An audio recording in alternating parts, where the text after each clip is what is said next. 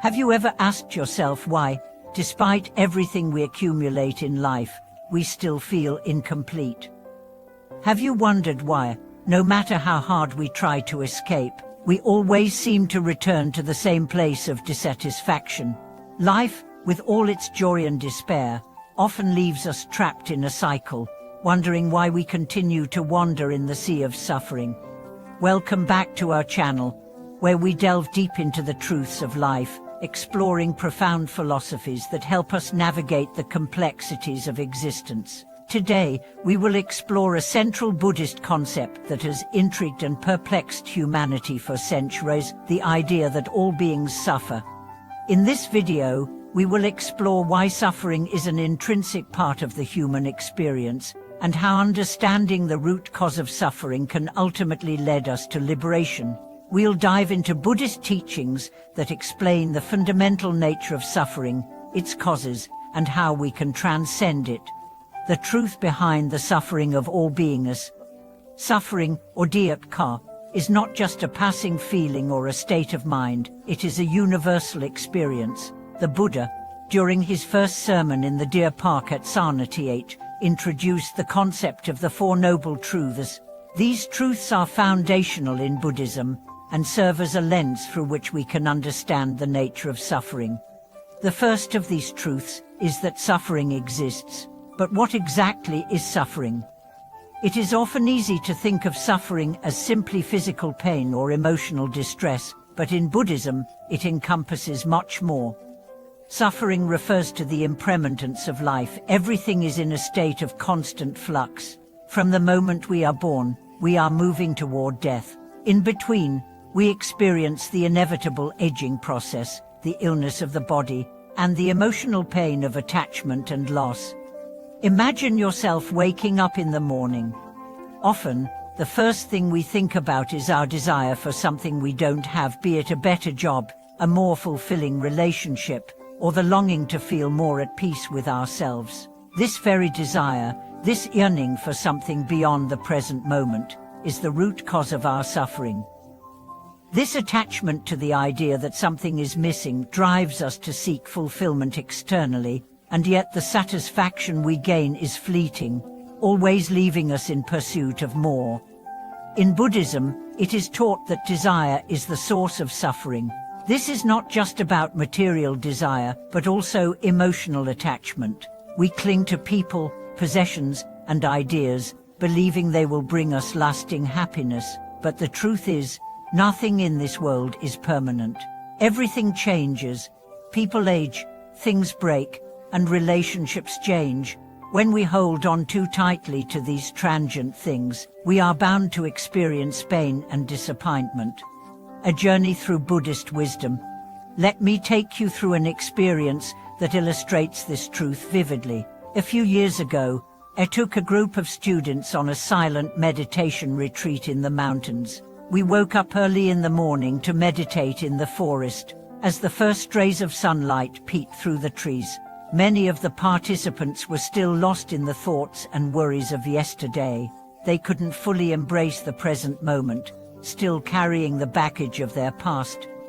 During the retreat, I asked them to simply pause and focus on their breathing. I encouraged them to feel the earth beneath their feet, to listen to the rustling of leaves, and to notice the chirping of birds. As they did this, many began to experience a sense of relief, realizing that, in letting go of the constant need to achieve, plan, or worry, they were actually gaining something far more valuable: a peaceful connection with the present moment. This simple exercise of mindfulness helped the group to experience something profound: the realization that attachment to future goals or past disappointments clouds our ability to experience the joy of being alive right now. This is the beginning of understanding why we suffer. We are often attached to things that are fleeting, and when they slip away from us, we feel lost, empty, and confused. Understanding the three poisoners. To understand suffering at a deeper level, we must look at what the Buddha called the three poisoners: greed, hatred, and delusion. These three are the primary causes of all our suffering. Greed is the desire for more than what we need. We are constantly in search of pleasure, comfort, and possession. We want more money, more recognition, more love, believing that this will fill the emptiness inside us. However, the more we acquire, the more we crave, and this cycle of endless desire only leads to dissatisfaction. Hatred is the opposite of love. It arises from rejection, from the anger we feel when things don't go our way. When we face challenges or experience loss, we may direct our anger outward, but ultimately, it only harms ourselves. Holding on to hatred is like carrying a heavy stone that weighs us down. We cannot move forward until we release this burden. Finally, delusion is the misunderstanding of the true nature of reality. We often live in a fog of ignorance, believing that the world is solid and permanent, when in fact, everything is impermanent and constantly changing. This delusion keeps us trapped in the cycle of suffering, unable to see the truth of life as it is. Moving beyond suffering. So how can we overcome suffering? How do we break free from this cycle that traps us? The answer lies in awakening to the truth, realizing that suffering is not a random event, but a natural part of life. By understanding this, we can shift our focus from escaping or avoiding suffering to embracing it as a part of the human experience. One of the most important steps in overcoming suffering is letting go of attachment.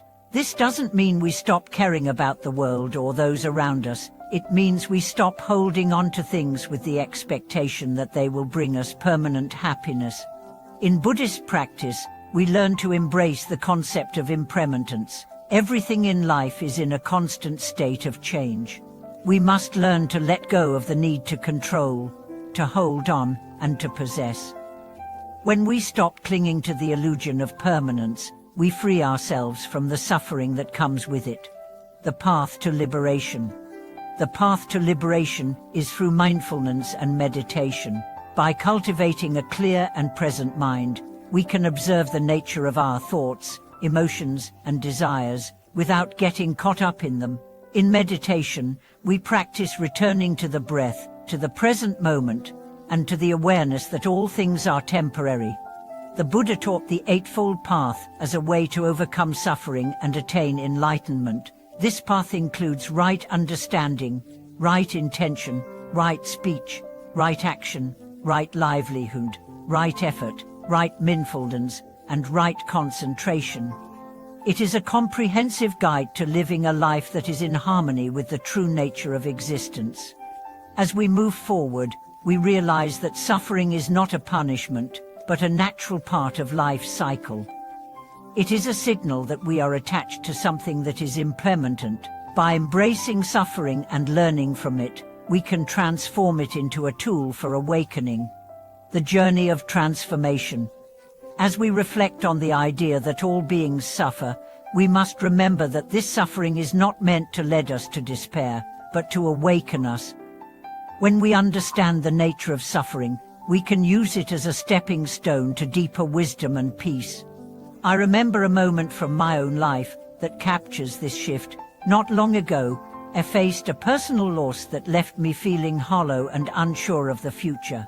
In the past, I might have tried to escape the pain through distraction or by seeking comfort from external sources.